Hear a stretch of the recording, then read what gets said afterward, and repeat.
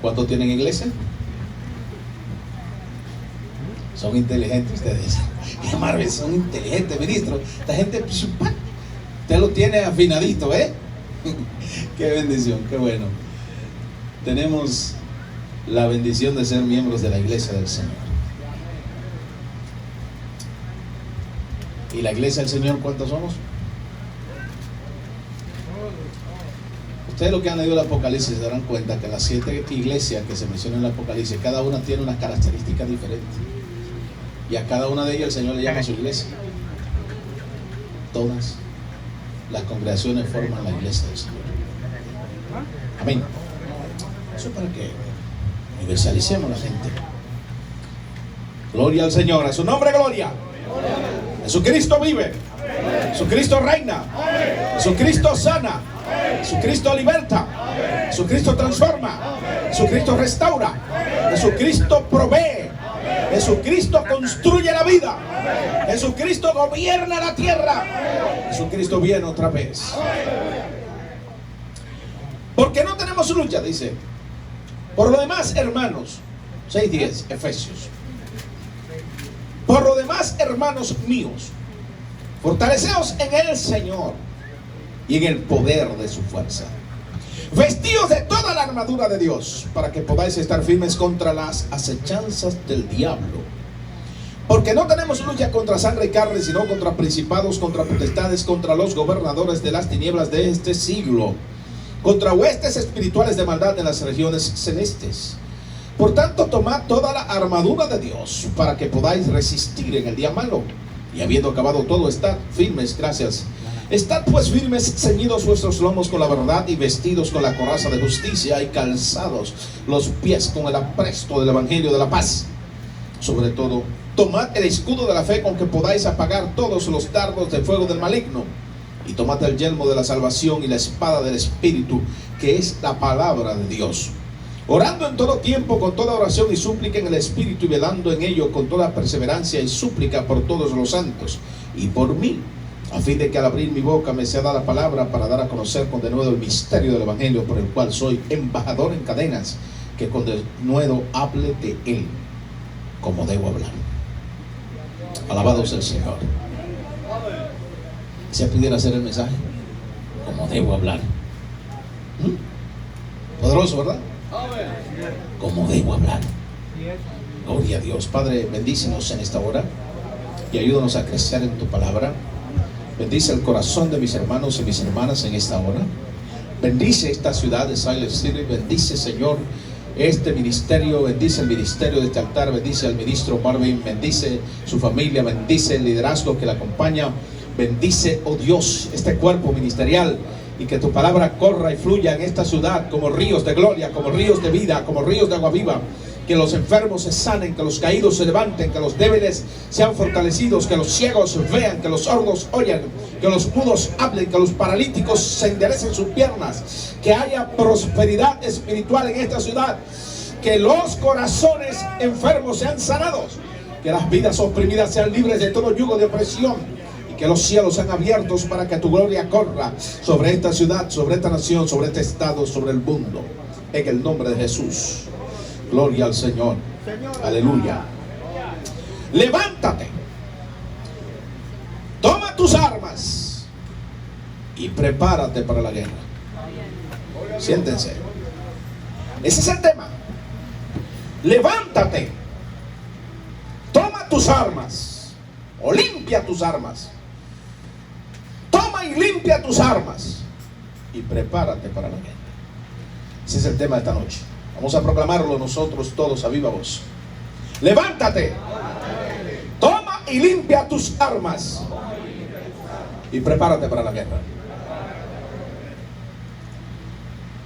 Nos ha honrado Dios, así lo creo yo, con vivir en una edad de la historia difícil. Y usted dirá, bueno, y es una honra vivir en una edad difícil. Sí lo es. Es una honra vivir en una edad difícil. Porque en medio de esta difícil edad de la historia, no hay espacio para ser mediocre. Porque del mediocre nunca se ha dicho nada honorable. que no sea que es mediocre. Y cuando la cosa se pone dura, solamente los duros siguen caminando. Eso como que hay que repetirlo. Repítanlo ustedes. Cuando la cosa se pone dura, solamente los duros siguen caminando. En el camino de la vida cristiana, estamos desafiados por una gran cantidad de situaciones, procesos, que le podemos llamar retos, pero que también le podemos llamar oportunidades para crecer. Porque cada vez que somos confrontados por alguna situación espiritual, moral, emocional, física, de salud, económica, se pone a prueba la calidad de nuestra fe. Y se pone a prueba nuestro grado de determinación. Y se pone a prueba la fortaleza moral de nuestros actos. Y se pone a prueba qué tan realmente estamos nosotros construidos de Cristo, como para que ese Cristo que llevamos dentro derrote toda obra de las tinieblas frente a nosotros. Entonces, levantarse, tomar las armas y limpiarlas y prepararse para la guerra es un lenguaje militar. Yo quiero hablar a ustedes militarmente. Así que militarmente póngase derecho, descruce las piernas, militarmente, Señor.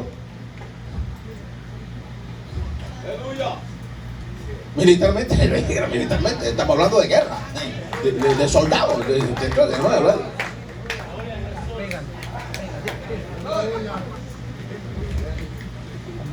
en los cuerpos armados, cuando se nos llama a los soldados, se nos dice: soldado, ¿cómo está la moral? Y tenemos que responder: la moral está alta, muy alta, demasiado alta, Señor. Lo posible está hecho y lo imposible lo haremos. Ese es el lenguaje militar. Lo posible lo hace cualquiera. El soldado tiene que responder: lo posible está hecho. Eso lo hace cualquiera. Pero yo estoy aquí como militar para hacer lo imposible. Para hacer esas misiones que los demás no pueden. Aquella misión cuando los demás se espantan y salen corriendo y abandonan el campo de batalla, yo como soldado estoy aquí para lograr que esa misión se haga. Esa es la actitud militar de un soldado. Entonces Pablo está trabajando con esa actitud. Cuando él escribe la carta a los Efesios, recordemos que Pablo era hebreo de hebreos, de la tribu de Benjamín. Era un judío puro. O sea, en el Nuevo Testamento había diferentes clases de judíos. Estaba el judío hebreo de hebreos, que era el que podía probar su linaje, a qué tribu pertenecía. No me bajen el micrófono, que yo hago bulla y ahorita se me enciende la garganta y le grito a todos ustedes acá. Aleluya. Aleluya. Entonces Pablo era hebreo de hebreos, de la tribu de Benjamín. Pero habían otros hebreos, otros judíos llamados prosélitos, o sea, judíos helenos. Los judíos helenos eran los que habían nacido en territorio griego o que estaban influenciados por el pensamiento griego. Estos hablaban, además del hebreo, el griego. Pero en el momento que Pablo nace y se desarrolla en la ciudad donde él nace, Tarso, esa ciudad pertenecía a Grecia, pero estaba gobernada por Roma. Entonces Pablo, al haber nacido en Tarso, era ciudadano romano de nacimiento. Por eso es que a un momento cuando a él lo meten preso, además él era abogado. Entonces fíjense la construcción de ese hombre. En cuanto a la ley, él dice: yo soy fariseo, de la escuela de Gamaliel. O sea, era un tipo tan brillante, diga conmigo, tan brillante, que para ser un maestro de la ley tenía que tener más de 30 años. O sea, para entrar, óigame, en la historia de la organización social de Israel, ellos tenían 2 consejos de ministros. O sea, tenían 3 grandes funcionarios públicos: el sacerdote que ministraba la culpa, el profeta que instruía al pueblo, y el rey que administraba la cosa pública, los bienes nacionales de Israel. Diga conmigo: sacerdocio, profeta y rey. Esos eran los tres ministerios de Israel. Entonces Jesús los asumió los tres. Como sacerdote vino con su propia sangre. Como profeta, él no vino a dar un mensaje, él es el mensaje. Y como rey, él no vino a hablar de un reino, él es el reino. Y por eso decía: el reino de Dios está entre vosotros, está entre los hombres. El reino de Dios está aquí. No digan que si viene o no, yo soy el reino, dice él. Entonces, esa organización religiosa y social de Israel tenía esos tres ministerios, tenían dos consejos de gobierno. Uno era el gobierno espiritual, que estaba compuesto por los escribas, los fariseos, los saduceos. Esos tres grupos formaban el gobierno espiritual de Israel. Los escribas, que eran los maestros de la ley, los fariseos, que eran los guardianes de la ley, y los saduceos, que eran los sacerdotes y la clase rica. Esos tres grupos formaban la manera como se gobernaba la nación de Israel. Entonces, para ellos ejercer justicia social, diga conmigo: justicia social, habían creado dos grandes consejos de gobierno. Uno que le llamaban el Sanedrín menor y otro que le llamaban el Sanedrín mayor.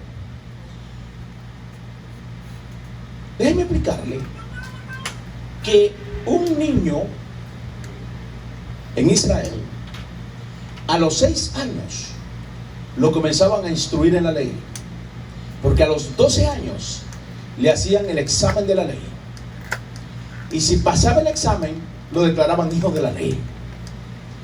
¿Y en qué consistía la preparación para el examen de la ley? Que de 6 a 12 años tenía que aprenderse la Torah, o sea, Bereshit, Beshemot, Devarim. Es decir, tenía que aprenderse Génesis, Éxodo, Levítico, Números y Deuteronomio de memoria a los 12 años. Entonces, a los 12 años los padres tenían la responsabilidad de llevar a ese niño a ser examinado por los maestros de la ley. Y a los 12 años el niño podía tomar su primera decisión en la vida, y era que al regresar a casa podía regresar en compañía de los varones, o podía regresar en compañía de su madre, la mujer, y con la caravana de las mujeres. Por eso es que cuando Jesús lo presentan en el templo para examinarlo conforme a la ley a los 12 años, dice que después que salieron del templo, pues se organizaba que una caravana de mujeres ponían un batallón de hombres adelante, armado, porque aparecían bandas armadas en el camino, siempre ha existido bandidos que asaltaban las caravanas. Entonces ponían un comando de mujeres atrás, ponían otro comando de hombres, ponían otro comando de mujer.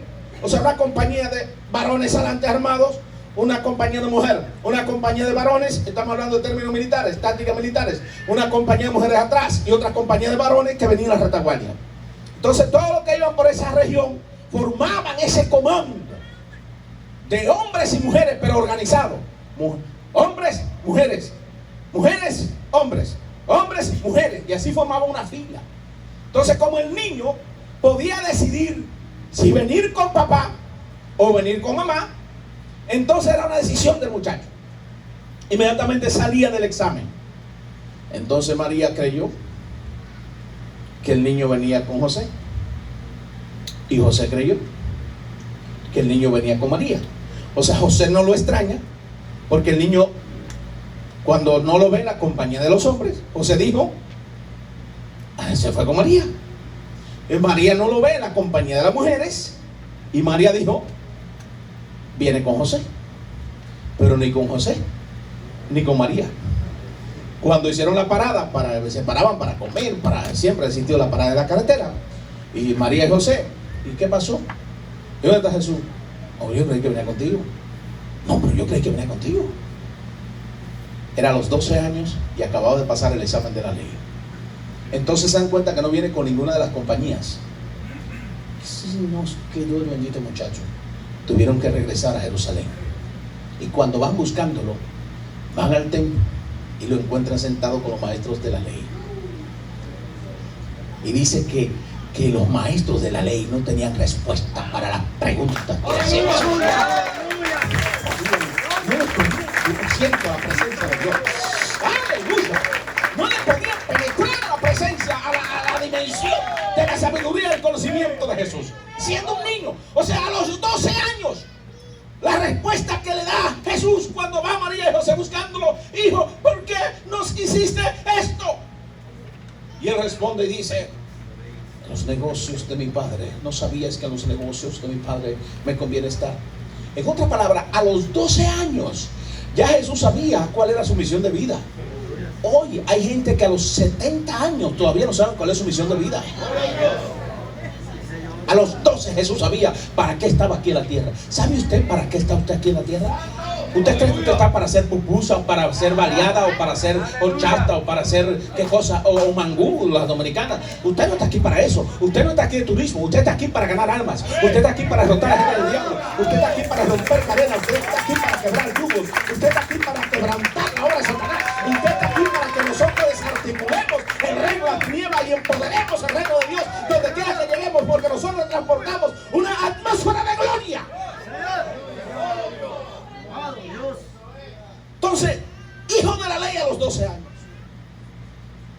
Ya a los 12 años, ese muchacho, al declararlo hijo de la ley, dependiendo de la línea paterna, patriarcal de donde venía, le correspondía determinado tipo de asignación. Si era de la clase levítica, ¿a dónde iba? A parar con los saduceos, la clase sacerdotal. Pero si era de otra casa paterna, entonces iba a parar ¿a dónde? A los escribas, o iba a parar a los fariseos. En el caso de Pablo, como era de la clase de Benjamín, de la tribu de Benjamín, él fue a parar entre los fariseos, los guardianes de la ley, los defensores de la ley, los guerreros de la ley. O sea que desde niño, diga conmigo, desde niño, este hombre fue preparado para la guerra. ¿Y cuál es el tema de nosotros? Levántate, toma tus armas, limpia tus armas y prepárate para la guerra. Entonces Pablo, desde esa construcción de los 12 años, ya él lo llevan al plano de que eres un hijo de la ley. Pero no solamente es eso, es un guerrero de la ley, es un soldado de la ley, es un guardián de la ley. Entonces él crece como fariseo, porque a los 30 años debía asumir su ministerio. A los 30 años debía comenzar el ministerio público. A los 30 años un hijo de Israel debía casarse o estar casado, porque a esa edad se le permitía ya haber acumulado la dote con la que se desposaría con una hija de Israel. Eso se lo podría explicar en otro momento. Sin embargo, a los 30 años podía comenzar su ministerio. Por eso dicen que Jesús era como de 30 años cuando inició su ministerio, porque esa era la ley social. Y conmigo esa era la ley social. Entonces vamos a analizar a Pablo, que es el hombre de nuestra historia. Miren, era ¿qué? Judío, ¿verdad? ¿Judío? Puritano. Era judío puritano. Puritano significa que era del linaje de Benjamín. O sea, que él sabía de qué tribu venía. Tenía la genealogía en la mano. Entonces, vamos conmigo. ¿Él era qué? Judío puritano. Israelita. Hebreo. Hebreo de hebreos. Dice, el hebreo de hebreos. Pero entonces, había nacido en Tarso, territorio griego. Entonces él era heleno, o sea, judío heleno, por haber nacido en una ciudad griega. Pero además, como Roma gobernaba todo ese entorno, porque Roma había sustituido a Grecia en el gobierno del mundo, en el imperio griego lo sustituyó el imperio romano. Entonces Pablo había nacido en una ciudad que era de territorio griego, pero de soberanía romana. Entonces él por nacimiento también era romano. Entonces mire la construcción de este señor. Hablaba, diga conmigo, arameo, hebreo, griego, latín y árabe. Era un políglota. O sea, el tipo estaba... ¿Dónde está la manito aquí? Era un cerebro. No un cerebrito hipotecado, era un cerebro. Era tan duro, era tan fuerte, que a los 30 años, cuando para pertenecer a uno de los consejos de gobierno se necesitaba ser mayor de 50 años, a los 30 años a él tuvieron que admitirlo. Ahora, ¿qué es ese consejo? Para que usted tenga una idea. Es que yo lo quiero llevar ahí. Cuando yo lo lleve ahí, ya usted va a entender lo que... Diga conmigo, nosotros vamos a caer ahí donde él leyó. Diga conmigo, me está dando mucha vuelta. Diga, me está dando mucha vuelta. Y no ha dicho ni aleluya, ni ha hablado lenguas. A mí me gusta que me hablen lenguas. La gente le gusta que le hablen lenguas. Sí, y a mí me gusta que le hablen lenguas. Por eso escribí el libro El lenguaje de la guerra espiritual. A mí me gusta que la gente hable el lenguaje de la guerra espiritual, que entienda su espiritualidad, para que cambie la religiosidad por espiritualidad, para que cambiemos la religión por el reino, para que entremos a la dimensión del reino, de lo eterno. Eso es lo que a mí me gusta, que la gente hable lenguas. O sea, yo hablo lenguas, usted no se imagina cómo y cuántas. Pero ese no es mi interés. Mi interés no es estar aquí hablando lenguas extrañas. Es hablar el idioma que usted entienda. Es hablar el lenguaje espiritual que usted pueda entender lo que Dios le quiere decir a usted para este tiempo. Ese es mi propósito como predicador. ¿Están conmigo? ¿Cuántos están conmigo? Amén. Entonces fíjense. ¿El hombre era qué? ¿Qué dijimos? Políglota. Hablaba varios idiomas. Entonces, en cuanto a la condición de hebreos, él era hebreo, judío, israelita, de la tribu de Benjamín. Pero había nacido en Tarso. Entonces era judío heleno griego. Pero había nacido bajo el imperio romano. Entonces era ciudadano romano.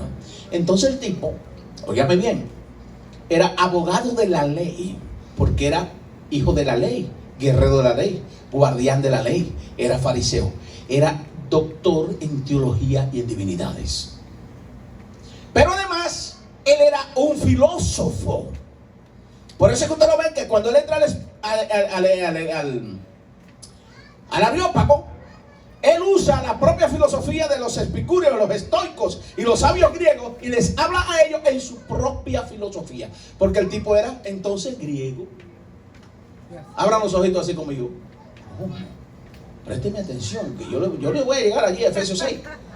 Allá atrás, los que están allá atrás en la esquina cerca de la cabina master, donde está el ministro del altar electrónico, allá atrás, el control master de allá del sonido. Los que están allá en la esquina, ¿me están entendiendo? Sí. Dan un amén de gloria. Y los de la derecha, ¿me están entendiendo? Dan un amén de gloria. Y los del centro, ¿me están entendiendo? Y los del centro de este lado, ¿me están entendiendo? Y los de aquí adelante. Y los de aquí adelante. Todos juntos. Entonces el tipo era ahora no solamente hebreo, y habla arameo, y habla hebreo, también habla griego. Entonces, en cuanto a la ley de su Dios, el tipo es doctor en la ley, de la escuela de Gamaliel. Eso era lo máximo. Ese fue el sabio que aconsejó cuando reunieron a los apóstoles que lo iban a perseguir y a matar y a martirizar. Y él dijo: señores, dejen esa gente tranquilos, que se levantó Judas y dijo que era algo y no fue nada. Si estas gentes no son de Dios, este consejo se va a desvanecer muy pronto y se va a acabar y ustedes no tendrán que matar a nadie. Ahora, si son de Dios, tengan cuidado, no sea que ustedes se encuentren dando cosas contra el aguijón. Déjenlo tranquilo, que lo que es de Dios nadie lo detiene y nadie lo puede destruir y nadie lo puede parar. Quédense tranquilo. Ese era Gamaliel, ese era el sabio. Y Pablo era su discípulo más aventajado. Pero además el tipo era abogado de la ley romana. ¿Ustedes están entendiendo, Pablo? Amén, aleluya. Ese señor ahora dice que cuando lo agarran preso y lo golpean y lo meten preso y le dan una paliza que lo dejan por muerto y lo meten en el calabozo de más abajo y lo humillan y lo meten allí, lo crucifican literalmente en el calabozo y allá lo tienen metido. Y entonces él le hace una pregunta a los soldados.